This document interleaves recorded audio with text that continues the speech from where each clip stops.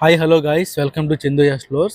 Present అయితే ఇక్కడ ఒమాన్లో నేను అలా రోడ్డు మీద నడుచుకుంటూ వెళ్తూ ఉన్నాను అనమాట. అయితే ఇక్కడ ఏంటంటే ఒకటి అబ్జర్వ్ చేశాను నేను. ఒమాన్లో గార్బేజ్ సిస్టమ్ అనమాట. అది ఎలా ఉందంటే నిజంగా ప్రతి ఇంటి ముందర అయితే ఒక 2 గార్బేజ్ సంబంధించి 2 డస్ట్బిన్లు అయితే ఇల్లు మేనేజ్ చేస్తున్నారు అనమాట, మెయింటైన్ చేస్తున్నారు.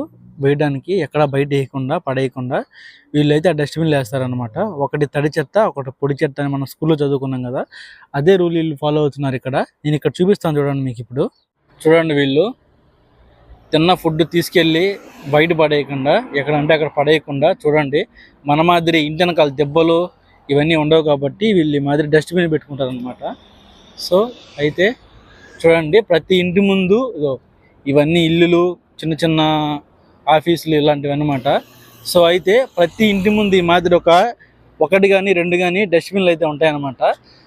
వీటిని వచ్చేసి ఎవ్రీడే నైట్ క్లీన్ చేస్తారు ఈ డస్ట్బిన్ని. అందరూ నిద్రపోయేటప్పుడు వీళ్ళు గార్బేజ్ అది ట్యాక్సీ వచ్చేసి మొత్తం ట్రక్ వచ్చేసి క్లీన్ చేస్తుంది అనమాట.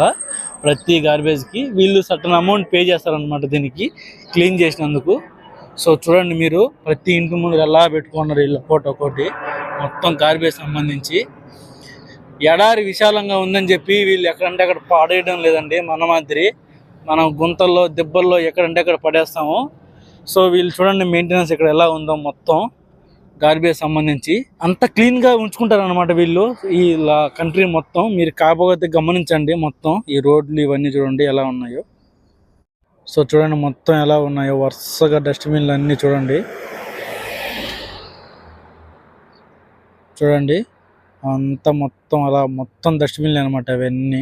మన ఇండియాలో కూడా గార్బేజ్ సిస్టమ్ ఉంటుంది, నేను కూడా కాదనట్లేదు. బట్ కాకపోతే దానికి దీనికి ఉన్న డిఫరెన్స్ ఏందో కామెంట్ సెక్షన్లో కామెంట్ చేయడం మాత్రం మర్చిపోకండి. మరొక కొత్త వీడియోతో మళ్ళీ కలుసుకుందాం. జై హింద్.